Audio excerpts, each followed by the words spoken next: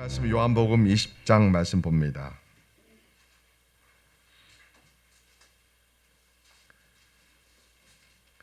1절에서 18절 말씀입니다.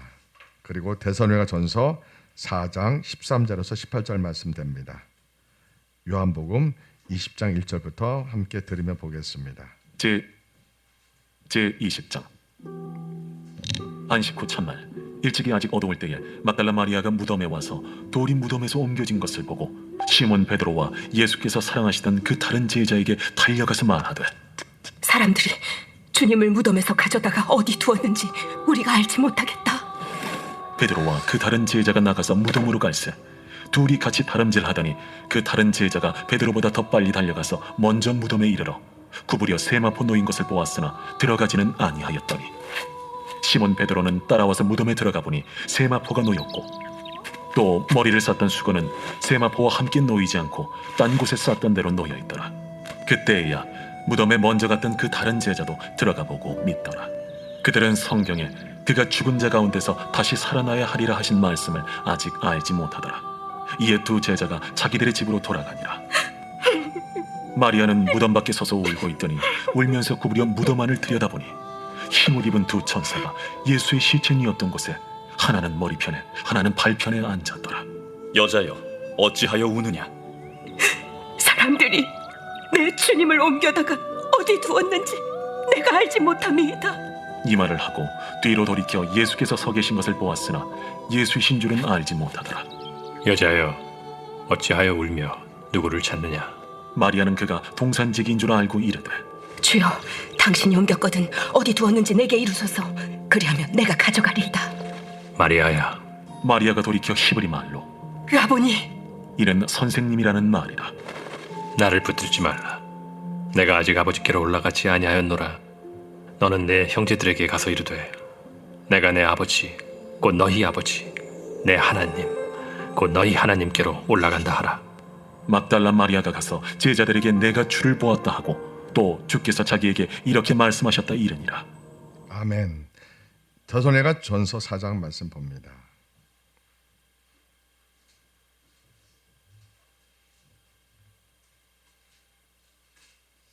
(13절에서 18절) 말씀입니다. 형제들아, 자는 자들에 관하여는 너희가 알지 못함을 우리가 원하지 아니하노니 이는 소망 없는 다른 이와 같이 슬퍼하지 않게 하려 함이라.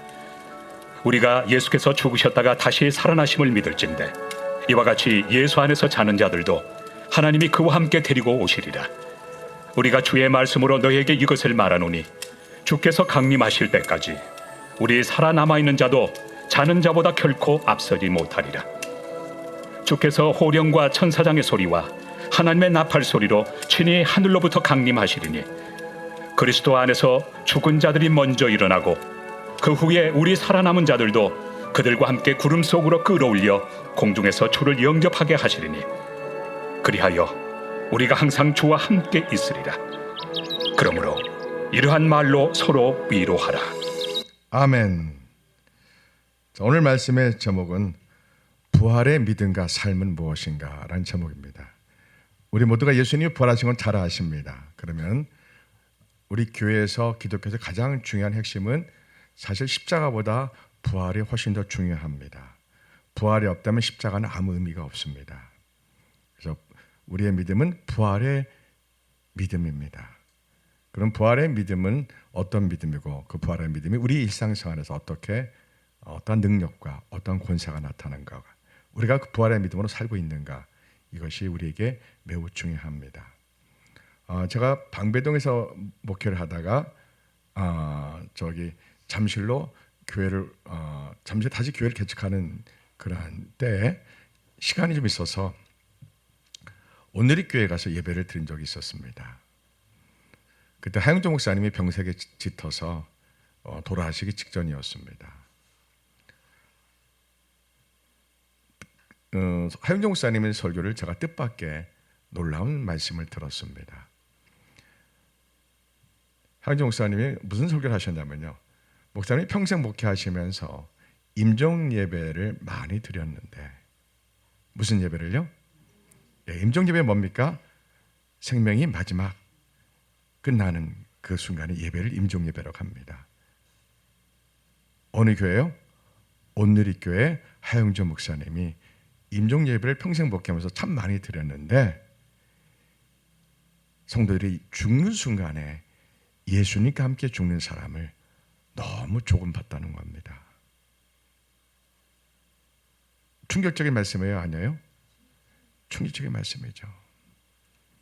목사님이 평생 사람이 마지막 숨을 거두는 임종 예배를 드릴 적에 예수님과 함께 천국으로 가는 사람을 정말 조금 봤다는 거예요.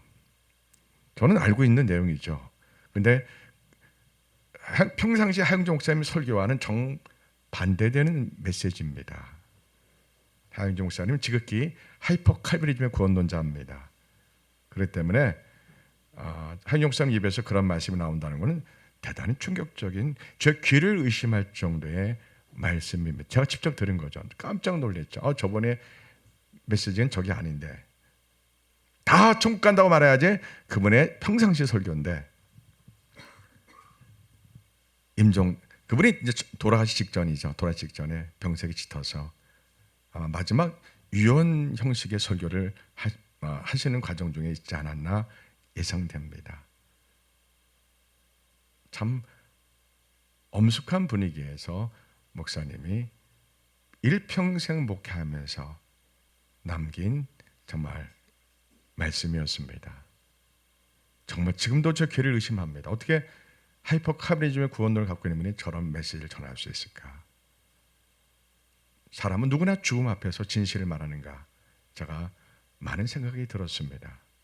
임종 예배 때 마지막 성도의 숨을 얻을 때 예수님과 함께 죽는 사람을, 예수님과 함께 죽으면 천국 가는 영혼을 얼마 못 봤다는 겁니다. 정말 찾기 힘들다는 겁니다. 여러분, 유사한 말이 또 있습니다. 제가 30년 전에 가장 존경하는 목사님 중에 한 분이 한국의 부흥 강사 강다리 목사님이라고 있습니다. 이분은 부흥사지만 일반 부흥사와 다릅니다. 미국에 가서 박사 과정까지 다 공부한, 정말 신학 공부를, 물론 구약에는 신학을 공부하지는 않았지만 그래도 실천 신학으로 박사까지 공부를 다 공부한, 그래도 나름 공부하신 객관적인 그런 신학에 준비한 분입니다. 부흥사가 그런 분이 별로 없거든요. 거의 없죠.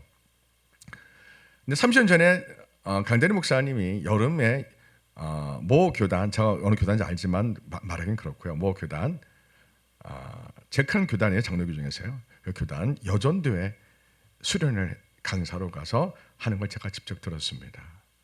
근데 강다리 목사님 그런 말을 합니다. 수많은 여자 권사님 집사님들을 향해서 눈 감으세요. 여러분들 가운데 사랑의 은사를 받은 사람 손 들어보세요. 몇 명 들었다고요? 5명이 채 못 든 거예요. 여러분, 이건 하영종 목사님하고 똑같은 질문입니다. 말은 달라도 똑같은 말입니다. 그 강다리 목사님의 말을 제가 다시 해석하면, 여러분 가운데 정말 예수님을 만나고 거듭난 사람은 몇 명입니까? 이렇게 묻는 것과 똑같은 말입니다. 예수님을 만나면 무슨 은사가 우리에게 임합니까? 사랑의 은사가 임합니다. 여러분, 세상 사람들이 예수님 믿는 사람 하면 어떤 이미지가 남겨져야 됩니까? 바보처럼 사랑만 하는 사람, 이렇게 남겨져야지 이게 정상적인 크리스찬입니다. 그럼 우리는 어때요? 너무 거리가 멀잖아요. 그럼 왜 이런 일이 생긴 거예요? 한국 목사님들이 잘못 가르친 겁니다. 여태까지요. 대원교회 목사님들은 거의 잘못 가르쳤습니다. 저는 대원교회 목사님 가운데 존경하는 분이 한 분도 없습니다. 왜? 그분들의 신학과 영성이 제가 본받을 정도가 전혀 안 됩니다. 여러분, 대원교회는 대중교회입니다. 대중들의 눈높이에 맞는 교회라는 뜻입니다. 정말 훌륭한 영성, 삶과 믿음이 일치되는 목사님, 이런 교회가 아니라는 뜻입니다. 사람들이 많다고 하나님이 함께 하신다고요? 천만의 말씀이요. 내가 막이라면 대원교회 만들었는데 최대한 모든 방법을 다 동원해 도와줍니다. 제가 막이라면요. 왜? 담임 목사의 손길이 미치지 말아야 되기 때문에 그렇습니다. 예, 우리는 다 양 같아서 그릿 행하여 각기 제 길로 갔거늘. 우리의 모습입니다. 의인이 없나니 다 죄 아래 있습니다. 다 죄의 세력 아래 있다는 겁니다. 모든 사람은 아담과 하와의 후손들이기 때문에 전부 다 전적으로 부패하고 타락한 원죄 아래 놓여 있기 때문에 사람들은 마귀의 자녀로 놓여 있는 겁니다. 이 세상이 주자는 게 마귀가 이 세상을 왕도로 타고 있는 겁니다. 언제까지요? 예수님이 오실 때까지요. 그러면 교회는 두 종류의 사람이 있습니다. 예수님을 정말 만난 진짜 크리스천과 예수님을 만나지 않았지만 은혜를 경험하거나 또는 지식적으로 믿음을 갖고 있는 종교인 크리스천들이 있습니다. 저는 그렇게 두 분류합니다. 자, 우리 인생의 목적은 뭡니까? 예수님 오실 때 우리가 부활하는 겁니다. 그래서 들림받는 겁니다. 우리가 살아있다면 부활의 육체로 신령에 변화돼서 들림받는 게 우리가 살아가는 목적입니다. 그날 여러분들이 예수님 구름 타고 오실 때 부활해서 들림받지 않는다면 인생 헛산 겁니다. 교회 엉터리 다닌 겁니다. 근데 이 기회가 단 한 번뿐입니다. 리허설이 있으면 얼마나 좋겠습니까? 두 번의 기회가 있으면 얼마나 좋겠습니까? 기회는 단 한 번뿐입니다. 그렇기 때문에 여러분 인생이 참 소중합니다. 너무 귀한 인생입니다. 이 모든 것이 우리 인생 60, 70, 80에 결정됩니다. 문제는 사람들이 죽을 때 결정한다고 착각합니다. 아닙니다. 지금 결정됩니다. 아니 이미 결정됐습니다. 왜냐고요? 제가 평생 교회 다니는 사람들의 믿음을 보았습니다. 10년 전, 20년 전 믿음이 거의 오늘날 만나면 거의 비슷합니다. 그러면 지금 믿음이 앞으로 10년, 20년 거의 똑같은 확률이 90% 이상입니다. 제가 99% 하려다가 90%한 겁니다. 지금 믿음이, 여러분 지금 믿음이 하나님께 나와서 정말 목숨 걸고 기도하지 않으면 하나님 예수님 만나겠다고 여러분들이 작심하고 예수님 만나고 싶다고 막 하지 않는 한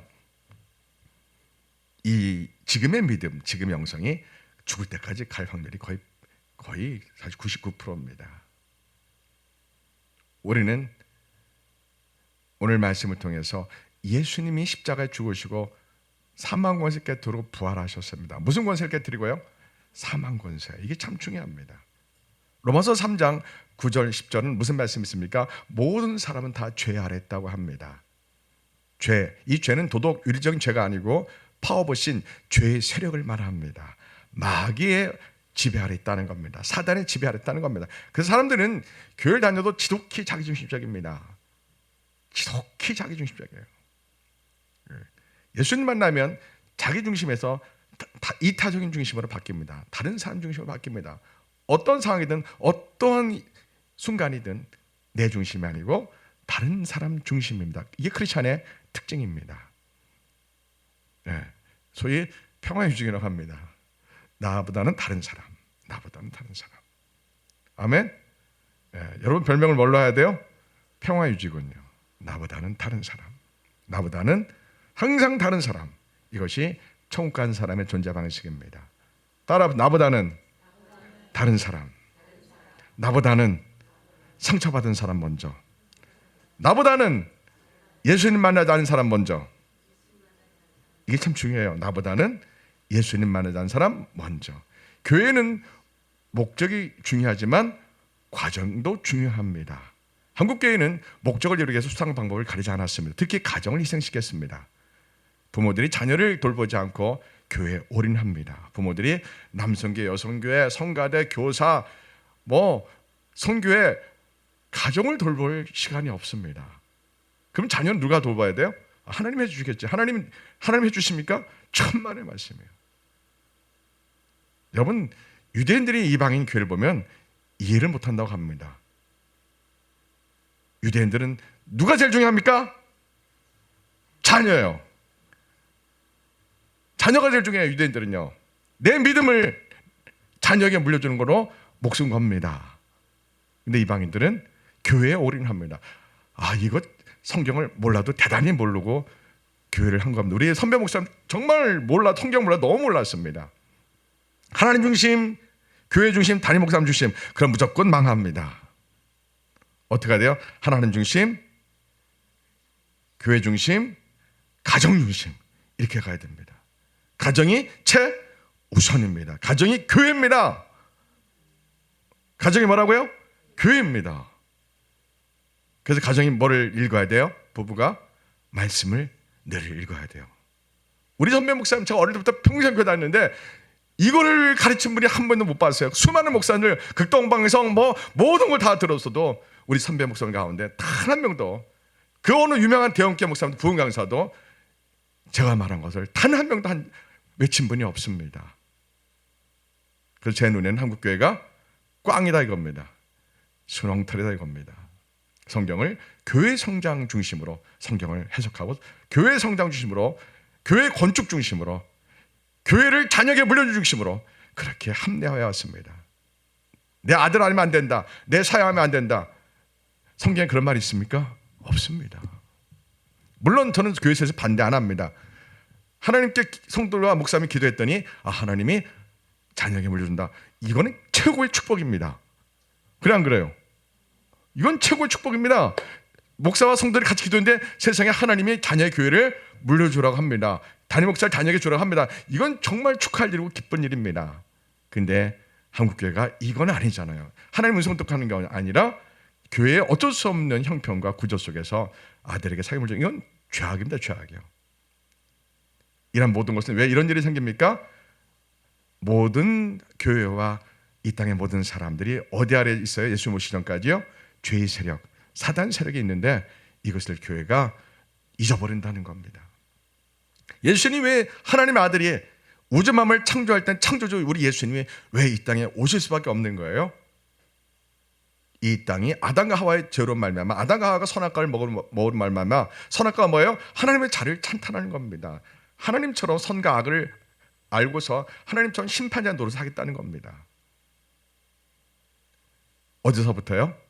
가정에서부터 남편과 아내를, 아내가 남편을 정죄하고 판단하는 겁니다.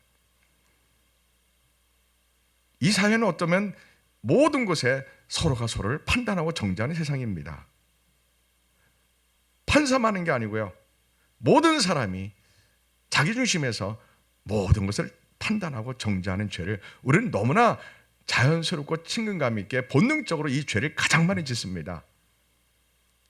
이건 하나님의 자리를 자기가 올라앉아서 선악과를 여전히 지금도 먹고 있는 그러한 죄를 짓고 있는 겁니다. 여러분, 선악과 그런 의미입니다. 하나님의 창조주의 주권을 빼앗는 자리입니다. 바벨타와 똑같은 사건입니다. 내가 하나님 자리에 올라가서 내 중심으로 모든 것을 판단하고 비판하고 정죄하는 겁니다. 그러니까 제가 여러분에게 뭘 부탁해요? 절대로 다른 사람을 판단하고 비판하고 정죄하지 맙시다. 예전에 제가 그 죄를 짓는 챔피언이었어요. 제가 은사가 많으니까 저 인간 저도 모르게 판단하고 비판하고, 야, 저런 믿음 갖고 목사하냐, 저런 영상 갖고 목사하냐. 제가 이런 죄를 짓는 챔피언이었습니다. 그러나 제가 회개하고 지금은 안 그러려고 정말 노력 많이 합니다. 안 그러고 싶은데 이게 본능적으로 나와요. 저 인간. 이런, 왜요? 사람은 그렇게 불완전한 존재입니다. 우리는 어떤 존재라고요? 불완전한 존재입니다. 다 같이요. 우리는 불완전한 존재입니다. 다른 사람의 잘못과 실수를 어떻게 해야 돼요? 판단하고 비판을 정죄해야 돼요? 저처럼 송곳으로 확 쑤실래요? 날카로운 칼로 쑤실래요? 그거는 안 됩니다. 그럴 수도 있지. 다 같이 그럴 수도 있지. 그럴 수도 있지. 그러면서 우리가 다른 사람을 기도해 줘야 됩니다. 더 사랑하고 섬깁시다. 다른 사람의 허물을 보이고 다른 사람의 실수가 보이고 다른 사람의 부족한 모습을 보일수록 하나님 나보고 기도해 주라는 것보다 생각하고 기도해 줍시다. 그렇다고 여러분이 천사 같은 사람들은 아니에요. 저도 마찬가지고 여전히 화가 나고 속상하지만 회개하고 또 기도하면서 축복하는 거예요. 그러면서 우리가 하나님 위에 완전성으로, 하나님 원하시는 사람으로 나아가는 거지, 우리가 완벽한 존재가 절대 아닙니다. 우리는 참으로 불완전한 존재입니다. 오늘 제가 아는 선배님이 서울대에서 운동권 빨갱이 한 사람이 있었어요. 이 사람이 어거스틴의 신의 도서라는 책을 읽고서, 야, 수준이 있어요. 무슨 책이요? 어거스틴의 신의 도서, 이 책을 읽고서 누가요? 주사파 빨갱이가요. 그가 그 책을 읽고 뭘 깨달았어요? 아, 인간은 너무나 불완전한 존재구나. 이 사실을 그는 충격을 받고 깨닫고 자기가 주사파 빨갱이가 자진해서 교회로 찾아갔습니다. 하나님의 은혜입니다. 우리가 뭘 깨달아야 돼요? 나는 너무나 불완전한 존재구나. 그래서 예수님을 한순간도 떠나서는 살 수 없는 존재입니다. 아멘. 예수님이 곧 오실 겁니다. 예수님은 왜 우리를 구원하기 위해서 왜 십자가 고난 받으신 거예요? 이 세상이 죄 아래, 죄의 세력 아래 결박되어 있습니다. 마귀 사탄이 주저넘게 왕노릇하고 있습니다. 이 세상 정치, 경제, 언론, 국방, 문화, 외교 모든 곳에 마귀 사탄이 주저넘게 왕노릇하고 있습니다. 우리는 압니다. 이 세상이 우리가 알 수 없는 어떠한 세력, 누굴 말해요? 글로벌 PC 좌파 세력이 온 세상에 가득합니다. 제4차 산업혁명 이런 책에 보면 그들은 대놓고 이 땅 인구가 많아서 인구를 없애야 된다고 그들은 이제는 노골적으로 공공연하게 말합니다. 유엔에서요. 근데 교회가 충격을 받지 않습니다. 이게 참 너무 신기합니다. 앞으로 5년 10년 사이에 이 대한민국의 서울에 버스 기사와 택시가 다 사라집니다. 그러면 안 놀라시네. 그러면 이 세상 모든 영역에 AI 시대가 우리의 모든 것을 점령합니다. 여러분 지금 인터넷에다 쳐보세다가 부활절 설교 딱 쳐보세요. 설교 원고를 얼마나 잘 써주는지 몰라요. 컴퓨터가요. 지금은요. 이런 시대입니다. 설교 내용이 중요한 게 아니라 뭐가 중요해요? 어떠한 영상을 갖고 있는 목회자가 설교하는 게 이제 중요한 시대입니다. 사람 세처에 속으면 안 됩니다. 사람 눈물에 속아서도 안 됩니다. 우리는 이 죄의 세력 아래 마귀가 주저넘게 왕노릇하는 이 세상 우리가 살고 있는 겁니다. 이것을 정확히 알아야 됩니다. 언제까지요? 예수님이 오실 때까지. 그때 주님이 구름 타고 오실 때 이 세상은 깜짝 놀랍니다. 야, 교회가 말하는 것이 성경에 기록한 것이 다 사실이었구나. 그때는 기회가 이미 없는 겁니다. 늦은 끝난 겁니다. 그러니까 지금 믿음이 예수님 오실 때 믿음입니다. 거의요. 90% 이상이요. 그러니까 지금 당장 세상 사랑 끊어버리고 살아계신 예수님을 만나지 않으면 기회가 어쩌면 다시는 없을 수 있는 겁니다. 영적인 가수성의 법칙입니다. 다시는 기회가 없어요.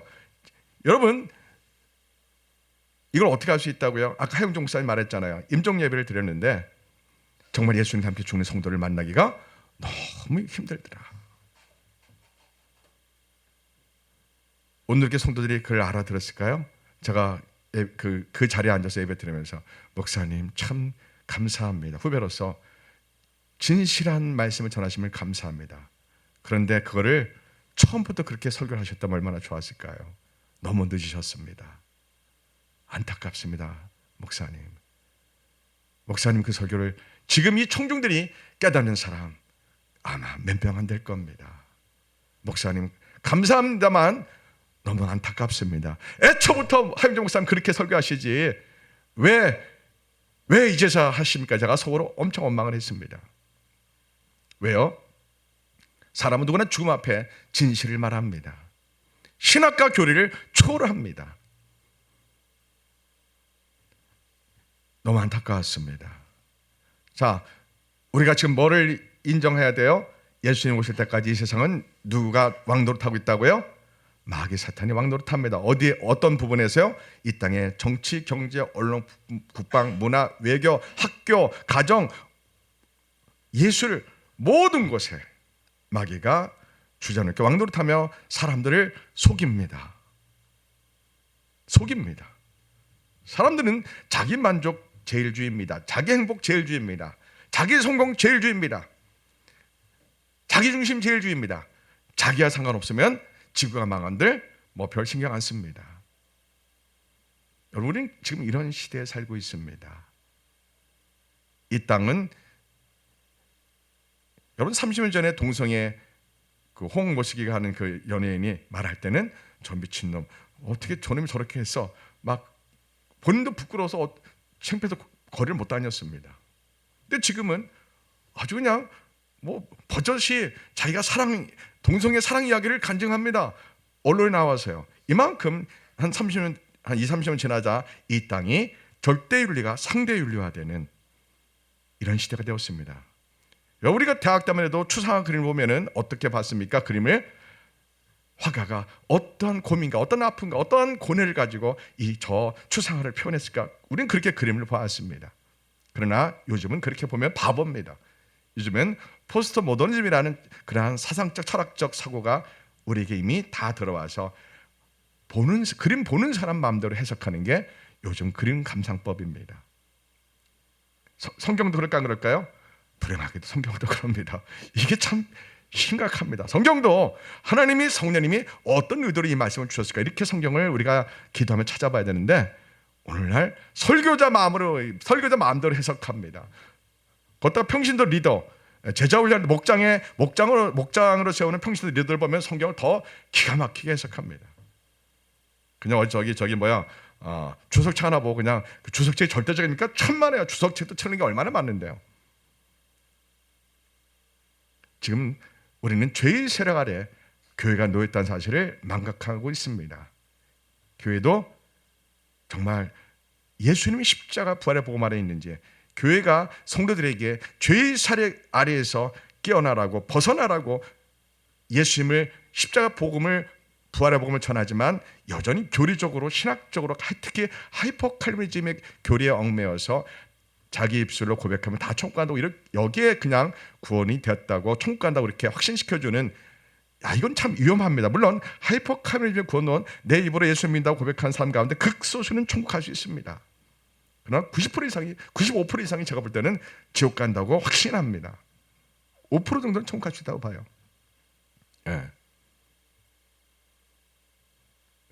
예수님은 왜 십자가에서 그렇게 처참하게 고난받고 사망한 것을 깨트릴 수밖에 없습니까? 모든 사람은 죽음 때문에 두려워합니다. 사망을 두려워합니다. 죽는 것을 제일 두려워합니다. 예수님 만나면 가장 큰 특징이 뭡니까? 죽음을 두려워하지 않는다는 겁니다. 왜요? 예수님이 사망한 것을 깨트리고 죄의 세력을 깨트리시고 죄의 세력은 죽음으로 우리를 협박합니다. 우리의 본성에, 우리 무의식에 죄의 세력, 마귀 사탄은 우리에게 죽음을 가지고 우리를 협박합니다. 근데 예수님 만난 순간 우리는 인생의 죽음이 끝이 아니고 예수님이 사망을 깨뜨려 부활하신 그 부활이 나의 부활이 되는구나. 정말 예수님이 나에게 영원한 생명을 주셨구나. 이것이 믿고 싶지 않아도 불가항력적인 하나님의 은혜가 폭포처럼 임해서 불처럼 뜨겁게 나에게 예수님 믿음으로 예수님 십자가 보혈의 은혜로 죄사함 받고 예수님 부활하심으로 나도 주님 따라 부활하는구나. 나에게 영원한 생명이 예수님이 나에게 주신 거구나. 예수님 부활의 첫 열매가 되셨구나. 이것이 너무나 뜨겁게 내 마음에 그냥 불처럼 일어나서 그 감격, 그 기쁨을 우리가 이걸 표현할 길이 없어서 춤을 추며 찬양하고 기도하고 기뻐하는 겁니다. 나에게 예수님 믿어서 영원한 부활의 생명을 주셨기 때문에 죽음을 두려워하지 않은 겁니다. 우리가 어떤 상황과 환난과 고난과 박해하고 혹 순교의 순간에 온다 할지라도 내가 죽는 순간 나는 예수님 품에 간다는, 그리고 주님 구름 타고 오실 때 내가 부활한다는 그 믿음이 나에게 충만한 겁니다. 오늘 제가 데살로니가를 왜 읽었어요? 데살로니가 교회가 아직 믿음이 약했습니다. 성도 한 사람이 죽었어요. 너무너무 슬퍼하는 거예요. 데살로니가 교회가요. 바울이 예수님의 십자가, 특히 부활의 복음을 잘 가르쳤는데 이해를 못하는 거예요. 여전히 데살로니가 그 지역의 죽음의 문화, 죽음의 정서에 있는 거예요. 여전히요. 그래서 바울이 데살로니가 교회에 편지를 보내는, 데살로니가 전서 편지 보내는 목적 중에 가장 핵심적인 내용이 이겁니다. 왜 죽음을 너무 이렇게 세상 사람처럼 이렇게 슬퍼하느냐? 슬퍼하지 말아라. 우리는 주님 구름 타고 오실 때 예수님 믿고 먼저 죽은 우리 성도들이 먼저 부활해서 들림받고, 그리고 우리도 호련히 부활의 육체로 변화돼서 들림받을 건데 왜 영원히 죽는 것처럼 그렇게 슬퍼하느냐? 이게 데살로니가 전서의 편지 기록 목적입니다. 데살로니가 교회만 그래요? 우리도 그래요. 우리도 그래요. 예수를 만나면 가장 큰 특징이 뭐라고요? 죽음을 두려워하지 않는다. 왜요?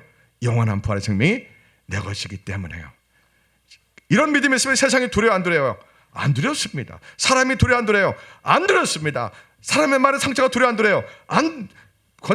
걱정 안 됩니다. 두렵지 않습니다. 마귀가 아무리 상처를 준다 해도 이건 오해야.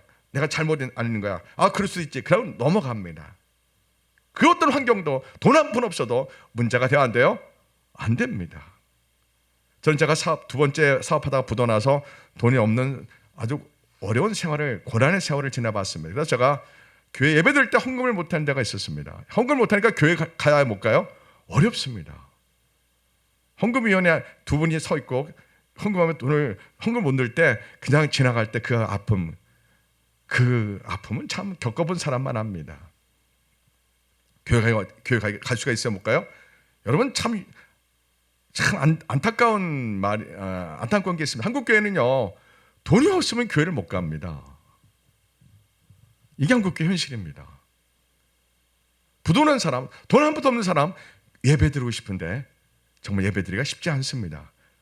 그냥 대형교회 이름 없이 빚도 없이 그냥 묻혀서 예배 드릴 수는 있지만 그게 공동체에 소속하기가 참 어렵습니다. 특히 자그마한 교회에서 사업 똘장망해서 헌금 못하고 예배 드린다는 게 거의 불가능할 정도 한국 교회가 이상하게 흘러왔습니다.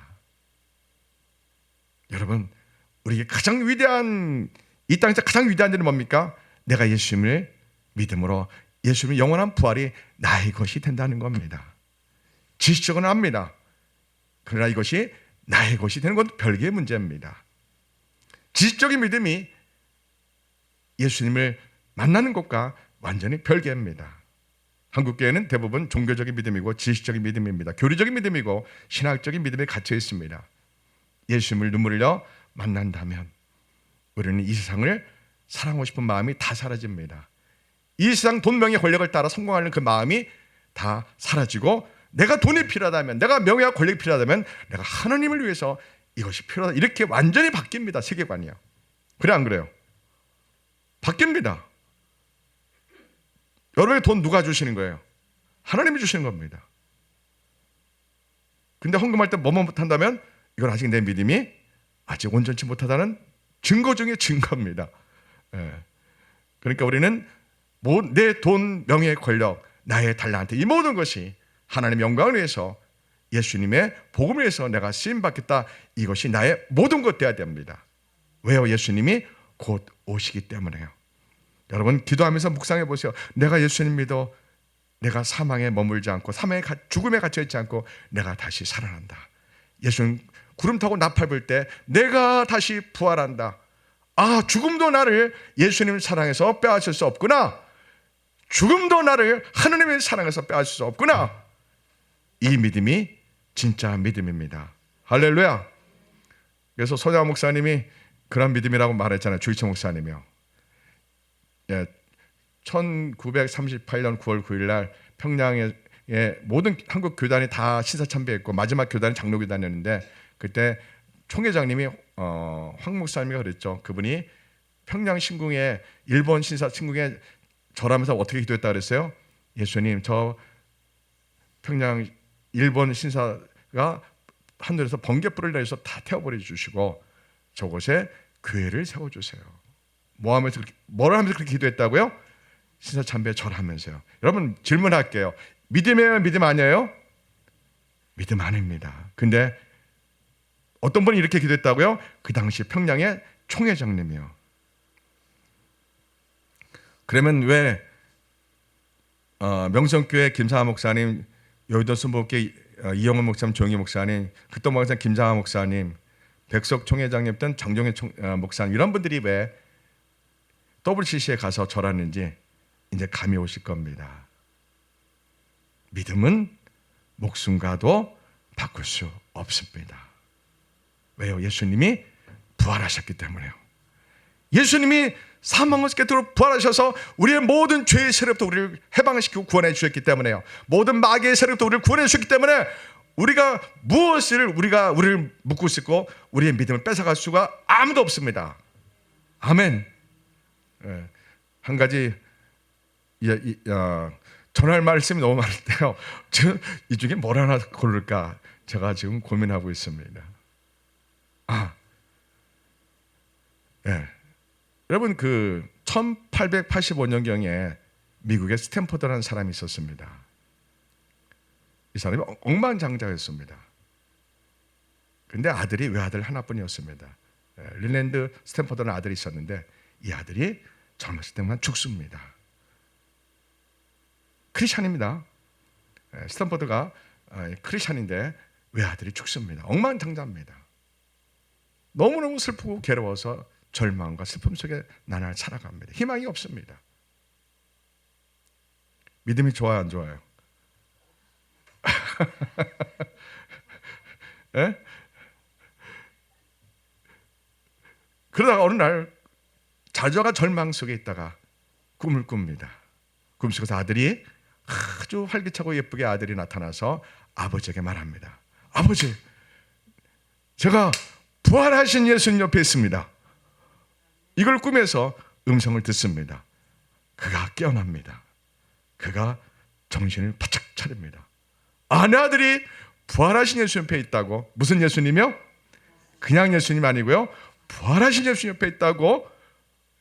그 꿈에서 아들이 한 그 말 한마디가 이 사람의 인생을 바꿉니다. 신앙을 바꿉니다.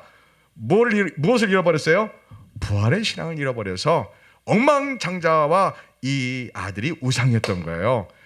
그 엉망장자를 하나님 위해서 쓰임 받게 하려는 생각을 못했던 거예요. 미국의 크리스찬 엉망장자가요. 1885년경이에요. 그래서 그가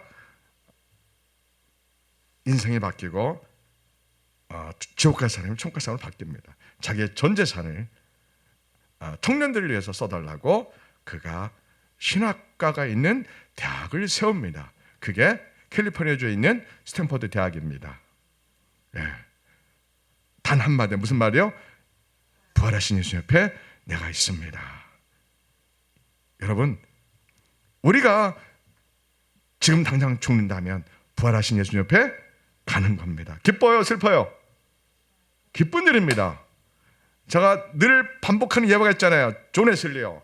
미국에서 인디안 선교 실패하고 대서양 건널 때 폭풍을 만나고 배가 침몰하기 직전에 존 웨슬리는 선실에서 무서워 불불 떨고 있는데, 그래서 무서워 가판에 올라갔더니 폭풍과 비가 옥수게 쏟아지는데 모래왕 교도들이 내 주를 가까이 하려 하면 뭐예요? 곧 배가 침몰해서 우리가 예수님 만날 텐데 얼마나 기쁜, 이렇게 천사처럼 평온하게 찬양하고 있는 모습을 보자 존 웨슬리 그분은 충격을 먹는 거예요. 어릴 때부터 믿음 좋은 부모님과 특히 어머니부터 매일 말씀 읽고 축복기도하며 그렇게 자랐던 옥스퍼드 대학 나온 수재 중에 그 믿음 좋은 이 존 웨슬리가 처음으로 깨닫는 거예요. 내가 죽음 앞에 무서웠던 내 믿음은 무슨 믿음이에요?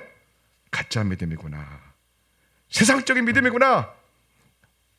자기주의적인 믿음이구나. 이걸 처음으로 깨닫고 그는 3년 동안 그 모라비안 기도들의 얼굴이 떠올라서 괴로워하다가 1738년 5월 14일 올더스게이트, 영국 올더스게이트, 런던의 올더스게이트를 지나가다가 로마서 1장 17절 말씀, 오직 의인은 믿음을 하며 산다, 이 말씀이 처음 들린 거예요. 그래서 가슴이 뜨거워지고 그때 그는 거듭났다고 일기에 기록했습니다. 자, 오늘 말씀을 정리하면서 한번 우리 자신을 돌아봅시다. 여러분 정말 거듭난 믿음입니까? 다른 말로 하면 영원한 부활의 생명의 믿음입니까?